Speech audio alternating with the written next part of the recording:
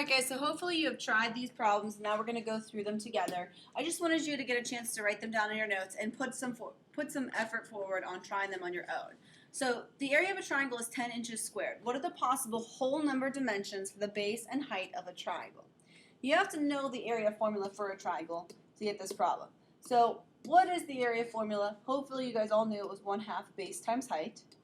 And we know the area is 10 inches. So 10 is equal to 1/2 the base times the height.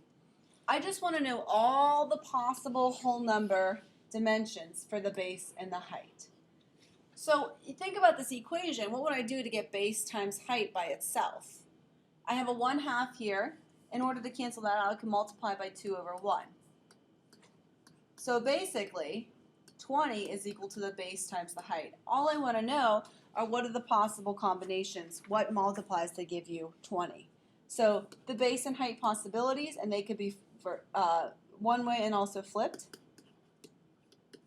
I could have 1 times 20,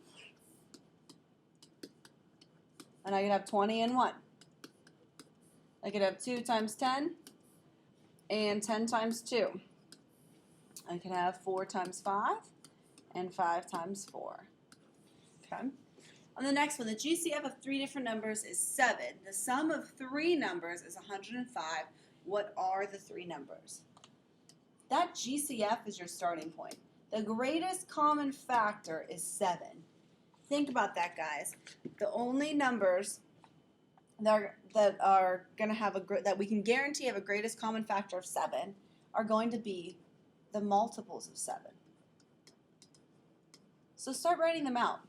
1 times 7 is 7. 2 times 7 is 14. 7 and 14, the greatest common factor between them is 7, right? 21, 28, 35, 42, 49, could keep going, 56, and I could keep going, but this is actually going to be enough. So when you do a problem like this, start, if you need to add on more numbers later, we can. The sum of the 3 numbers is 105. So are there 3 numbers up there that when you add together you will get 105? There are. It's going to be 21, 35, and 49. So your 3 numbers are 21, 35, and 49. All right? And the bottom, guys, the challenge and extend from your book, I don't think it's that challenging, but you want to look at each set and choose a GCF.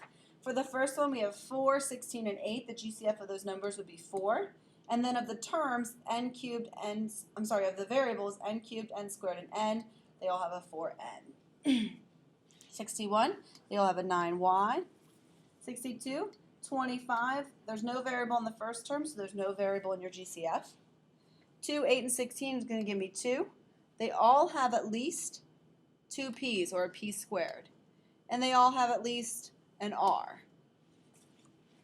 64, xy. And the last one, we can do 4a squared b cubed. All right? That finishes off, guys, 8-1. Go ahead on to your quick check. Bring those into class tomorrow, and we will check over them.